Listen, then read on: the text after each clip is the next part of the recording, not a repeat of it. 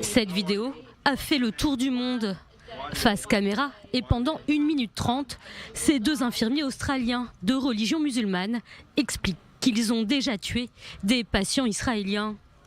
Originaires de Sydney, en couple, Ahmad Rachad Nadir et Sarah Abou Lebder ont été arrêtés. De nouvelles révélations sur l'enquête ont été publiées.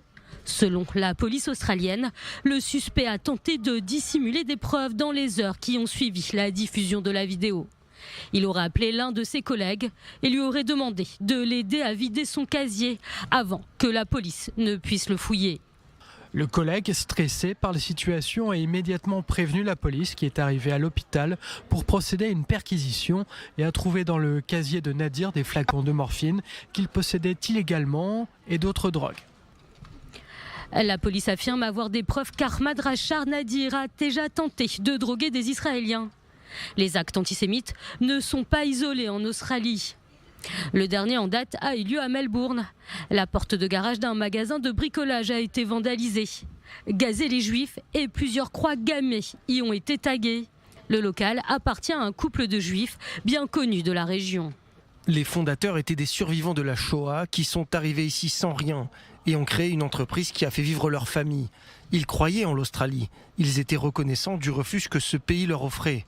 Et pourtant, en 2025, leurs petits-enfants se tiennent aujourd'hui devant ce même bâtiment marqué des mots « Gazer les Juifs ».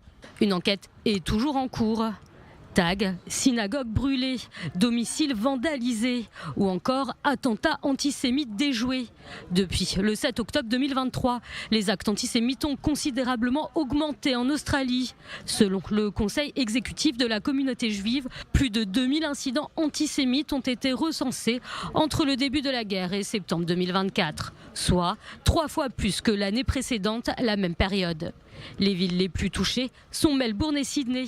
Elles abritent 85% de la population juive du pays. Face à la situation, le gouvernement australien tente de réagir. La police de Nouvelle-Galles du Sud a mis en place l'opération Shelter. Objectif, améliorer la sécurité de la communauté juive. Une communauté qui ne représente que 0,46% des 25,4 millions d'Australiens.